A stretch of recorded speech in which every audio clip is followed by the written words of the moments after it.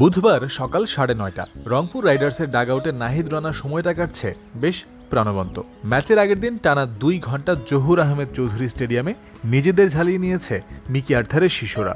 দলের সব ক্রিকেটারই এদিন কম বেশি স্কিল ট্রেনিং সেরেছেন, তবে এই ক্ষেত্রে ব্যতিক্রম পেস বোলার নাহিদ রানা। এদিন তিনি একটা বলও করেননি অনুশীলনে।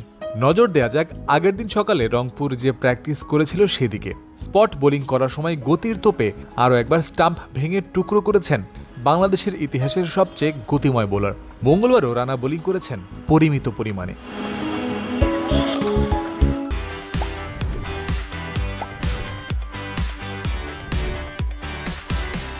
ওয়ার্কলোড ম্যানেজমেন্টের একটা ব্যাপার তো এই ফাস্ট বোলারকে ঘিরে রয়েছেই, তবে ম্যাচের আগের দিন তার বোলিং না করার কারণ সম্পর্কে আরও একটা গুঞ্জন শোনা যায়। তা হলো প্র্যাকটিসের সময় রানার দ্রুতগতির বলের আঘাতে ব্যাটাররা আহত হতে পারেন, এই ভয়েই নাকি তাকে বোলিং করা থেকে বিরত থাকতে হয়েছে।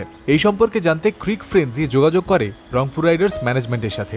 ব্যাটাররা আহত হওয়ার ভয়ে রানা অনুশীলনে বল করেননি এমন কিছুর সম্ভাবনা নাকচ করেছেন তারা।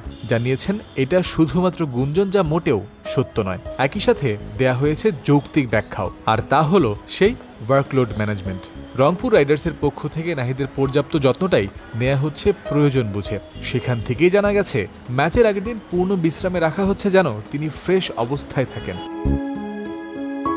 তার আগের দিন আবার তার ওয়ার্ক প্ল্যানে রাখা হচ্ছে পরিমিত পরিমাণের বোলিংটাই। তরুণ এই ফাস্ট বোলারের শরীরের ওপর দিয়ে যেন বেশি ধকল না যায়, সে কারণে 13 জানুয়ারির পর ও 23 জানুয়ারির আগ পর্যন্ত 9 দিনের মধ্যে কোনো ম্যাচও খেলানো হয়নি তাকে।